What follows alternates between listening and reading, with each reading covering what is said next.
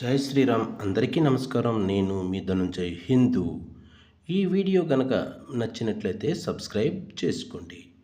మహిళలకు ప్రవేశం లేని ఆలయాలు ఉన్నాయని మనందరికీ తెలుసు. కానీ మగవారికి ప్రవేశం లేని ఆలయాలు ఉన్నాయని మీకు తెలుసా?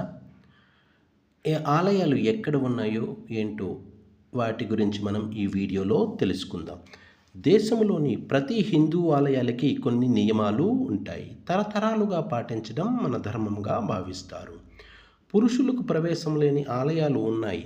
కొన్ని ఆలయాలు పూర్తిగా ప్రవేశంపై నిషేధం ఉండగా మరికొన్ని ప్రత్యేక దినాలలో పురుషులను అనుమతించరు. ఆ ఆలయాలు ఎక్కడో చూద్దాం. అట్టుకల్ భగవతి క్షేత్రం కేరళలో ఉన్న ఈ ఆలయంలోనికి సంక్రాంతి పండుగ సమయంలో పురుషులకు ప్రవేశం ఉండదు. కేవలం మహిళలు మాత్రమే అట్టుకల్ ఆలయంలోనికి వెళ్ళాలి.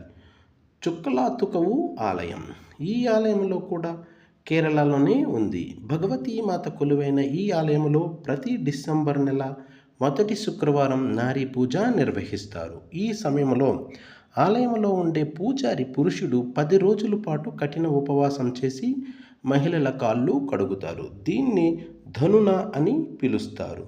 నారీ పూజ జరిగే రోజుల్లో పురుషులకు ఈ ఆలయంలోనికి ప్రవేశం లేదు. బ్రహ్మదేవుని ఆలయం రాజస్థాన్లోని పుష్కర్లో ఉన్న ఆలయం బ్రహ్మదేవుని ఆలయం. 11వ శతాబ్దం నాటి ఆలయం ఇది. ఈ ఆలయంలోనికి పెళ్ళైన పురుషులకు అనుమతి ఉండదు. ప్రపంచంలోనే ఏకైక బ్రహ్మదేవాలయం. పుష్కర్ సరస్సు వద్ద బ్రహ్మదేవుడు చేస్తున్న యజ్ఞానికి బ్రహ్మదేవుని భార్య సరస్వతీమాత ఆలస్యంగా వస్తారు. దీంతో బ్రహ్మగారు గాయత్రి మాతను పెళ్లి చేసుకొని యజ్ఞం పూర్తి చేస్తాడు. దీంతో పెళ్ళైన వ్యక్తులు ఆలయంలోనికి ప్రవేశించరాదని సరస్వతీమాత కోపంతో శపిస్తుంది. ప్రవేశిస్తే వారి దాంపత్య జీవితంలో తిప్పలు తప్పవని నమ్ముతారు. భాగతీమాత ఆలయం తమిళనాడులోని కన్యాకుమారిలో ఉన్న ఈ ఆలయంలోనికి పురుషులకు అనుమతించరు. అమ్మాన్ ఆలయముగా పిలిచే ఈ ఆలయంలో భగవతి దుర్గా కొలువై ఉన్నారు. విష్ణుమూర్తి సతీదేవిని తన సుదర్శన చక్రంతో ఖండించగా సతీదేవి వెన్నెముక పడిన ప్రాంతం పుణ్యక్షేత్రంగా మారిందని చెబుతారు. ఈ ఆలయంలోనికి పూర్తిగా పురుషులకు ప్రవేశం లేదు. సన్యాసులకు మాత్రం ప్రవేశం ద్వారం వరకు అనుమతి ఉంది. ఈ ఆలయం బంగాళాఖాతం, అరేబియా సముద్రం, హిందూ సముద్రాలు కలిసే చోట ఉంది. 51 శక్తిపీఠాలలో ఒకటి కన్యాకుమారిలో ఉంది.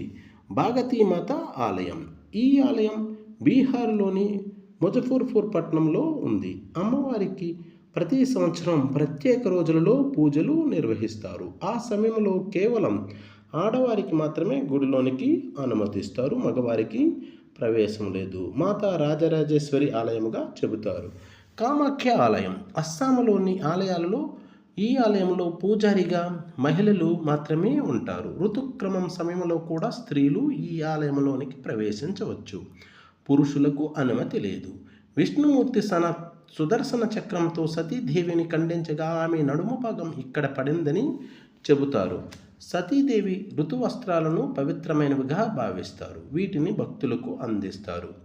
కామాఖ్యపీఠం మన విశాఖపట్నంలో కూడా కలదు. ఈ ఆలయంలో నారీ పూజ చేస్తారు.